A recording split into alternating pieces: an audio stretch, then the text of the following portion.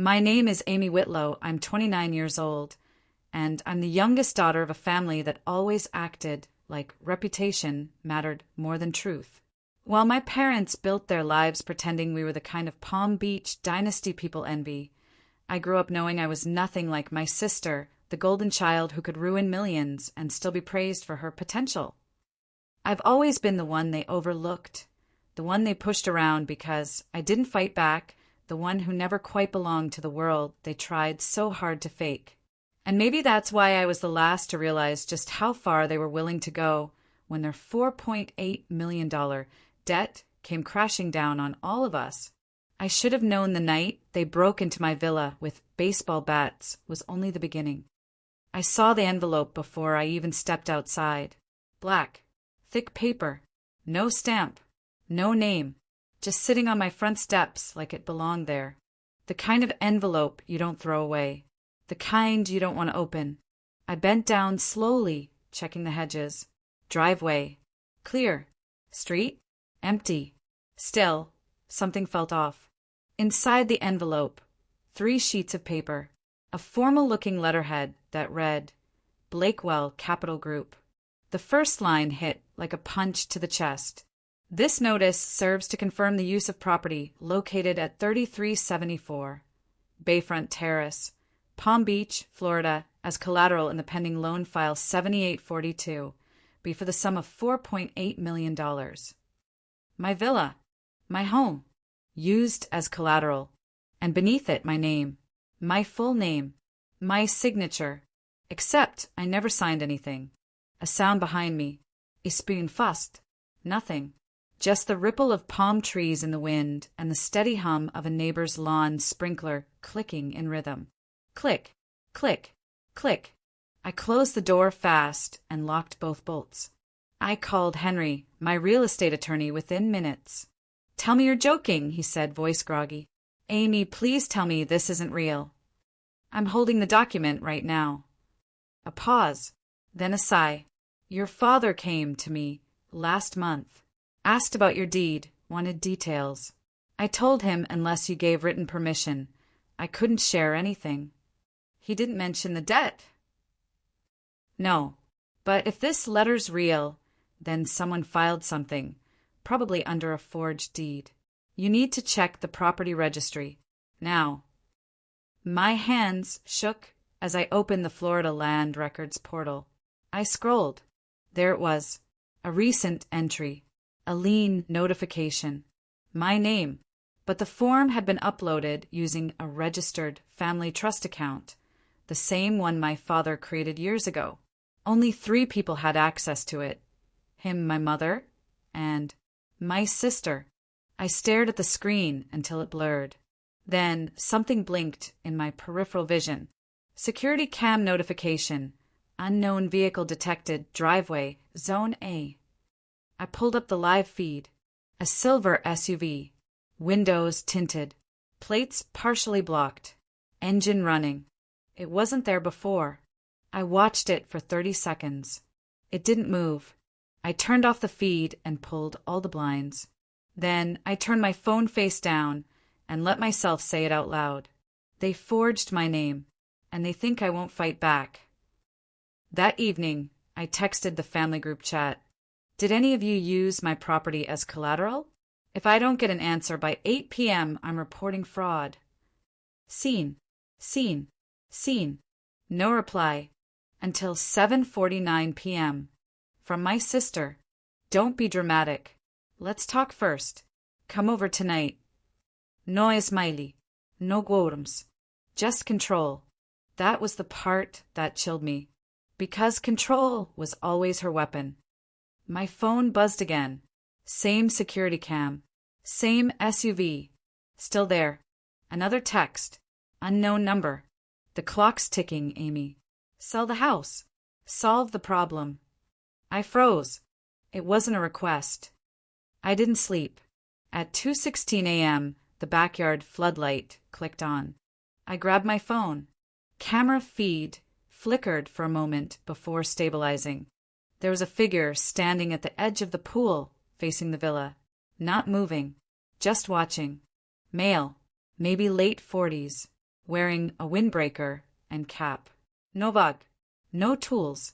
He raised one hand, waved, and walked back into the shadows. I called 911. By the time they arrived, the yard was empty. No sign of forced entry. No damage. Just one thing, a set of muddy footprints on the tile leading up to the patio door.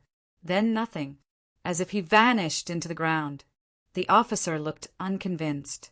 Could be a landscaper. Hard to tell. Next time, keep your porch lights on. Next time. I didn't like how he said that. The next morning, I opened the mail. Another letter from Blakewell Capital. This one shorter, typed in bold at the top. Final notification, 72 hours remaining before asset liquidation begins. No signatures, no numbers to call. And taped to the back, a photo of me, standing at the balcony, taken from across the street. That wasn't my family, but they knew exactly who I was. The driveway to my parents' house was already full. 2 black sedans, 1 Mercedes, 1 rental, all parked with surgical neatness. It looked like a funeral. It smelled like secrets. Rain pattered lightly across the windshield as I sat there for a moment, engine still running. The porch light flickered once, then stayed on. I killed the engine. Silence dropped like a shroud. I didn't bring the envelope or the photo. I wanted to see how long it would take them to lie. When I opened the door, the smell hit first. Old carpet and lemon polish. Home, but not. My childhood memories now lived behind drywall soaked in guilt. They were all in the dining room. My mother stood at the head of the table like she was hosting a charity gala. My sister, Natalie, sat like royalty in her usual spot, red lipstick already bleeding into the corners of her smirk. My father poured himself a neat glass of scotch at 4:30 in the afternoon. Nothing had changed, and that terrified me. You came, Mom said like I was early for tea. You used my name to secure a $4.8 million debt, I replied. You're lucky I didn't bring the cops. Natalie rolled her eyes. You always lead with drama. Dad exhaled through his nose. Let's just talk. I'm not here to talk, I snapped. I'm here to tell you to fix this. Now. Mom gestured toward the seat across from her. Sit down, Amy. You're not being fair. Fair. My voice was a wire about to snap. You forged my signature. That's a felony. We didn't forge, Natalie said. We delegated. I blinked. What the hell does that mean? You have a trust under your name. Dad still has managerial rights. All legal. She smiled, teeth too white. Technically, I never authorized. It's not about what you authorized, Mom cut in. It's about what you owe this family. There it was. You think because I finally own something that I should hand it over for your failures. No one's asking you to give it away, Dad muttered, eyes avoiding mine. We just need liquidity. Short term. You used me. You tried to do it without telling me. That's not short term anything. That's betrayal. Natalie tapped her nails against her wine glass. Honestly, Amy, we thought you'd be grateful. We protected you for years. Maybe it's time you gave back. I gave you silence, I said. That was my gift. A long pause. Rain beat harder on the windows now, like the house itself was sweating. Then someone entered from the kitchen. It was Cole, my cousin, Dad's sister's son. Worked in finance. Kept to himself. He looked at me, not the others. Can I talk to you? He asked, voice low. I followed him out to the garage. Oil fumes. Dust. A single bulb, swinging slightly overhead. They're lying to you, he said immediately. Blakewell's not just a lender. They're a shell for something bigger. What kind of bigger? Offshore assets. Laundering. They're into real estate flips and debt laundering. Your name's tied to a dummy agreement they created 3 months ago. They're going to sell your villa if you don't comply. I felt it then, the panic crawl. The kind that starts in your throat and spreads behind your eyes. Why are you telling me this? Because they've already talked about using pressure. Real pressure, not just legal. He looked down. You weren't supposed to find out yet. Pressure like what? He met my eyes. They said, if you don't sign off on the sale, someone will. I stepped back. My family wasn't just corrupt. They were planning something. Don't go home tonight, Cole said. They're not done with you. When I stepped back into the dining room, no one looked surprised to see me, as if they knew exactly what Cole told me. Natalie twirled her wine glass. Family protects its own, she said casually, even when they act like strangers. I want the contract revoked, I said. I'm contacting the property registrar. I'll file fraud if I have to. Mom sighed. You won't. Watch me.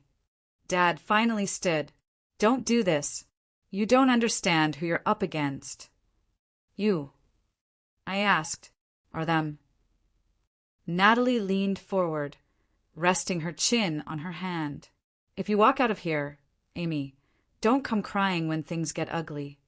I stared at them, these strangers wearing my family's faces. I didn't say goodbye. I didn't slam the door. I just left. The silver SUV was still out there. I drove in circles for 10 minutes. It stayed behind me the whole time. Back at my villa, I checked the camera. The license plate was still obscured. I turned off all the lights. Sat in the dark. They were watching me. They were waiting. My phone buzzed. Unknown number. One line. 48 hours. Sell the villa, or we take it. If they were willing to fake my signature, what else were they willing to do? I didn't sleep. I kept my shoes on, my coat near the door, keys in my hand. The rain finally stopped, but the air stayed heavy, like something was holding its breath. I sat in the dark, lights off, watching the camera feed on my tablet. Front gate, side yard, pool deck. At 2:13 a.m., the motion alert chimed. Front gate, forced entry. I blinked once, then again. The camera showed 3 figures moving with purpose. Dark hoodies. One carried a bat, another a duffel. They moved fast, like they'd done this before. They didn't hesitate. One went for the lock. One smashed the doorbell camera. The third raised a gloved hand and pointed directly at the living room window. They were inside in seconds. My heart kicked hard. I didn't breathe. Just moved. Upstairs. Locked the bedroom. Called 911. No answer. Deadline. I tried again. Busy. My tablet buzzed again. Interior motion detected. Foyer. And then crack. The sound of wood splitting downstairs. I backed into the corner of my bedroom, phone shaking in my hand. The audio feed kicked in. A woman's voice. Natalie, get the deeds. She's got a safe in the office. Then my father. She doesn't keep the originals. Check the USB drives. And then Mom. Calm. Too calm. Break the desk. If she hides anything, it's in plain sight. They weren't here to scare me. They were here to erase me. I cracked the window, slid onto the balcony, dropped 3 feet into the garden bed, rolled once, dirt in my mouth, grass stuck to my palms. I didn't look back. I ran, around the hedge, past the tennis court, toward the back gate. I reached it, latched. I climbed. My wrist slipped, caught metal, tore skin. I didn't stop. One quote kept echoing in my head. One mom used to say whenever I threatened to move out as a teen, family isn't what you escape, it's what you survive. Now I knew what she really meant. Once outside the property, I kept running. 2 blocks, then 3. I stopped under a flickering street lamp. Called Joey. He picked up on the second ring. Amy. They broke in, I gasped. All of them. Natalie. My parents. They came to destroy everything. Where are you? I don't know. Somewhere near the canal. They wanted documents. USBs. Go to my office. Back entrance. I'll meet you there. The SUV was back. It rolled past slowly, lights off. I ducked behind a trash bin, watched it disappear into the curve. I moved. Fussed. Joey's office was inside a converted storage building downtown. No signs, just a keypad and a steel door. He let me in. Lock. Deadbolt. 2 more locks. What happened? He asked. They're working with someone. Blakewell. Or worse. They're not desperate. They're organized. He looked at my hands. Dirt. Blood. Bruises. I'm calling the police. No, I said. Not yet. I need proof. I reached into my jacket, pulled out the USB, the one I always kept in a decoy perfume bottle inside a fake drawer, the only place they hadn't found. Joey plugged it in. Files loaded. Slowly. Click. Email chains. Scans. Real estate contracts. One labeled transfer_plan_B. He opened it. My mother's name. My address. My villa. Under it, a clause that assigned temporary asset power of attorney to a family trust overseen by C. Whitlow. My father. The signature looked like mine, but it wasn't mine. Joey zoomed in. That's not even the right pen, he muttered. Another quote flashed in my head. I'd read it once on the back of a bathroom stall of all places. Control doesn't always look like violence. Sometimes it looks like paperwork. We backed up the files. Twice. Then again to an encrypted cloud. Just in case. At 3:12 a.m., the building power went out. Just the office. Everything blacked. A second later, crack. Glass. Joey grabbed the flashlight. Stay down. Another crash. Then silence. Footsteps outside. Fussed. Precise. Crunching broken glass. We slid under the desk. Then Joey froze. On the floor. An object. A note. Folded. He picked it up. It read, "Stop. Sell. Or next time we don't knock." There was no signature, but it smelled faintly of lemongrass. My mother's favorite hand cream. They didn't just come to destroy my villa. They came for me that I didn't speak the entire ride to Nolan's office. The city looked different through the cracked glass of Joey's car window. Colder. Tighter. Like the buildings were watching me too. Every streetlight flickered. Every pedestrian glance felt weighted. I kept replaying the same words in my head. Next time we don't knock. Joey parked in a back alley behind a valet-only steakhouse. Discreet. Safe. The kind of place where lawyers like Nolan Warner did their best work. Quietly, and for clients who paid in silence. We entered through the service elevator. Joey punched the code without hesitation. Floor 7. Legal offices shouldn't feel like interrogation rooms, but this one did. Steel walls. 1 long table. 2 chairs. Nolan was already waiting. He didn't look up from his tablet when we walked in. You have 5 minutes, and it better be real. Joey dropped the USB drive on the table. 4.8 million, he said. Fraudulent transfer. Family trust manipulation. Prepped asset seizure within 36 hours. That made Nolan look up. He reached for the drive, plugged it in. Silence. Just the soft whir of the processor. Then, Jesus Christ. He scrolled fast, zoomed in, paused on one form. That's not just fraud. That's racketeering if Blakewell's involved. I told you, I said. They forged everything. Now they're escalating. He turned to me, expression flat. You have a digital trail. Do you have a physical one? I had documents, I said. They trashed my villa last night. Destroyed everything. Nolan stood. Then you have one shot. If you want to stop this, we file a temporary restraining order and injunctive relief to freeze all assets connected to the trust. How long will that buy me? 72 hours. Maybe. I hesitated. And after that? After that, he said, They either win or you go public. Cut to Palm Beach County Clerk's office. Joey and I stood in the hallway while Nolan filed everything in person. No digital records. Too risky. Blakewell had tech teams. I watched the court officers moving papers like soldiers. Every step echoed. Every click of a pen sounded like a countdown. This wasn't just about money anymore. This was a war. Back at the office, Nolan laid out a timeline. You'll need to go on the defensive immediately, he said. Assume your family will counterfile, and assume they'll use the media. They don't want attention, I said. They want leverage. Same thing, he said, especially when they're losing. Joey handed him a printout, photos of the broken window, the message, the scrawled warning in perfume-scented ink. Nolan held it like evidence in a trial. You're going to need more than this. What? I asked.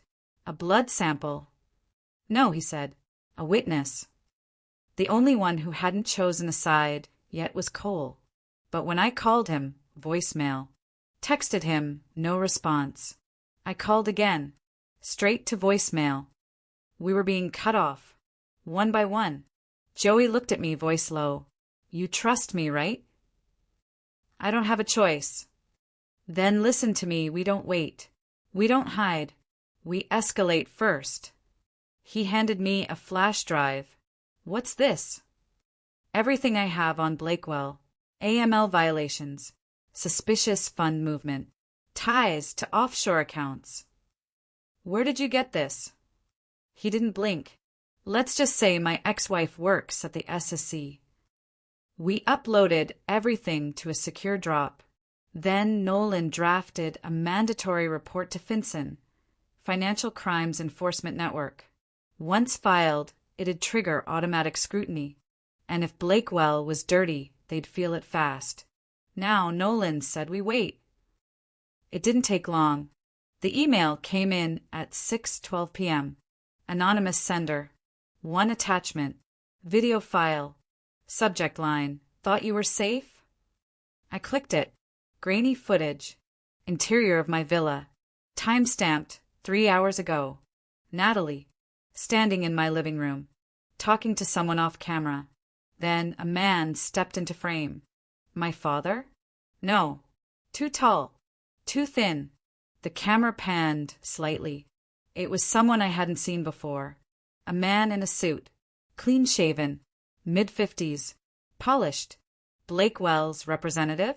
Natalie handed him something. A key? Then she said, "She'll never see this coming." And smiled.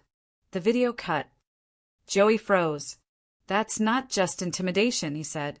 That's premeditation. I stood still, breath shallow. They're not trying to sell the house, I whispered. They're trying to take something that's already gone. He looked at me, confused. What do you mean? I met his eyes. I transferred ownership of the villa 2 months ago. Quietly. Legally. It's not mine anymore. His mouth parted. Then what the hell are they after? I didn't answer, because suddenly I wasn't sure either. You're not making sense, Joey said. If you transferred the villa, then what the hell are they trying to steal? I sat there, staring at the paused video frame of Natalie's smile. That smug, orchestrated grin. The kind you give when you're already 10 steps ahead. They think the house is still mine, I said. But it's not. I moved the title to a shell trust. The trust is controlled by... Who? I swallowed. My fingers drummed the edge of the desk. My godfather, Everett Dean. Joey blinked. The federal judge? Retired. Quiet. Reclusive. But smart. He set it up years ago, back when I first realized Natalie was borrowing against my credit line. Joey leaned back. So, technically, your family vandalized a property they don't even own. I nodded slowly. And they have no idea. They're breaking into a ghost house. He whistled. That's a different kind of felony. Cut to the courthouse records room. Joey dug through public deeds. I scanned microfilm, gloves on. We found the transfer form, dated, notarized, recorded, but missing one thing, the witness signature page. My stomach dropped. Without this, I said, they can claim the transfer was forged. Joey tilted the folder, revealing a red stamp. Access requested by N. Whitlow. She'd already been here. I could feel the walls close. There's a saying, Joey muttered. If someone burns the bridge behind them, it's not to prevent you from following. It's to make sure you drown. I texted Everett. No response. Called. Voicemail. I tried again. Nothing. We rushed to his place in Lake Worth. Gated. Guarded. His condo was dark. Mailbox full. The front desk clerk looked nervous. Mr. Dean hasn't checked in since Wednesday. That was 4 days ago. I looked at Joey. We need to get in. No warrant, no entry. I scanned the hallway. A janitor's cart leaned against the wall. 20 minutes later, we were inside. Everett's place was too clean. One mug in the sink. Blanket folded on the couch. Phone on the charger, still plugged in. No signs of struggle. Just stillness, like a life paused mid-sentence. Joey walked into the den. Found something. He handed me a yellow envelope, unmarked, sealed with wax. Inside, a hard drive and a note. If anything happens to me, trust no one, especially him. I stared. There was no signature, just an underlined him. Joey said nothing. He just pulled out his laptop. The hard drive booted, encrypted, triple-layered. He cracked the first password, then the second. What popped up wasn't what we expected. It wasn't about the villa. It was about Natalie. Bank transfers, hidden accounts, a Cayman shell company registered under her name, but masked through an attorney named Blakewell. Millions flowing in and out. Not debt, not inheritance, but embezzlement. Joey scrolled. A ledger showed payments to 5 different corporations, offshore, laundered, and a name appeared, AMC Holdings. I froze. Wait, isn't that? He nodded. The parent company of Blakewell Financial. A buzz from my phone. An unknown number. I answered.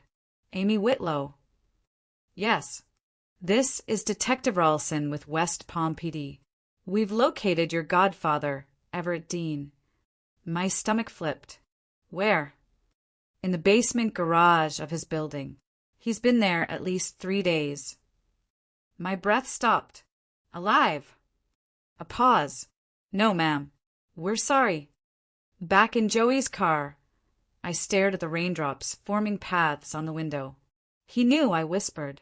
Everett found out what they were doing, and they silenced him. Joey gripped the wheel. We can't sit on this. This is federal. They don't want the house, I said. They want what they think is inside. Joey turned. And what is inside? I exhaled. The original USB. The one that proves Natalie's been laundering money through AMC for years. Joey narrowed his eyes. Then where is it now?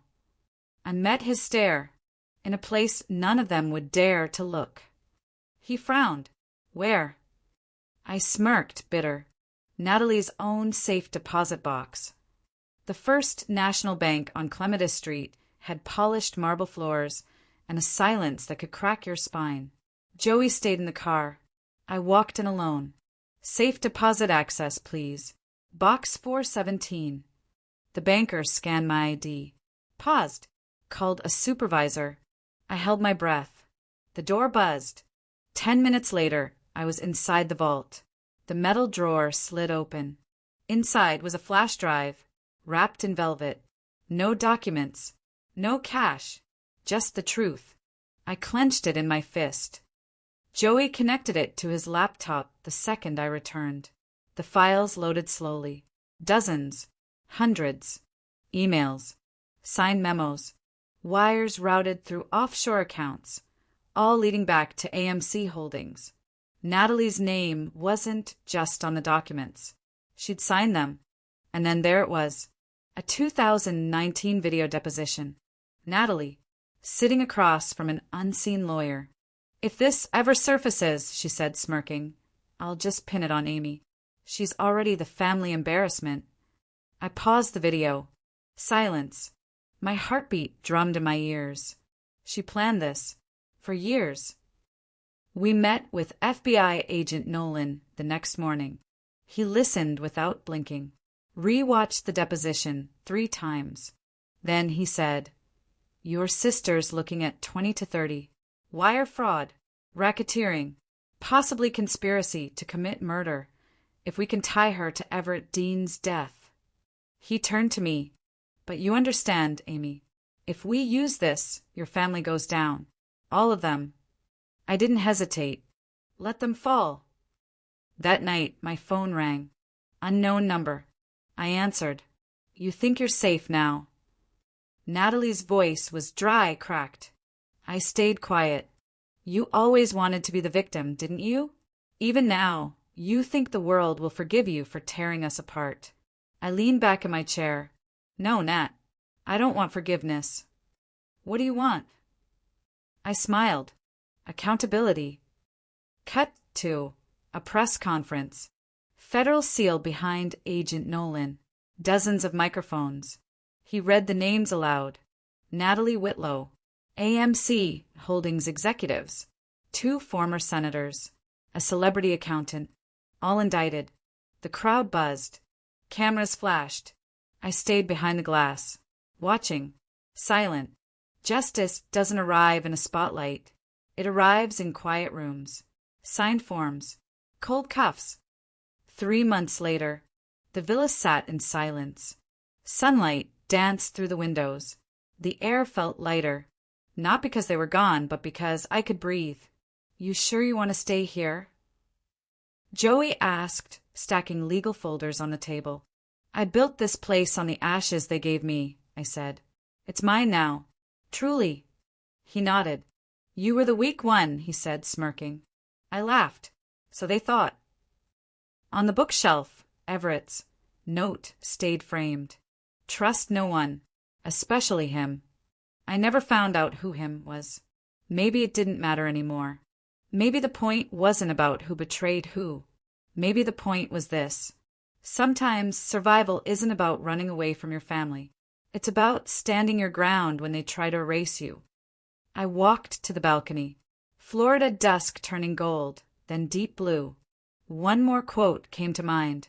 Something Everett used to say. "Blood makes you related. Loyalty makes you family." I whispered it into the wind, and then I let it go.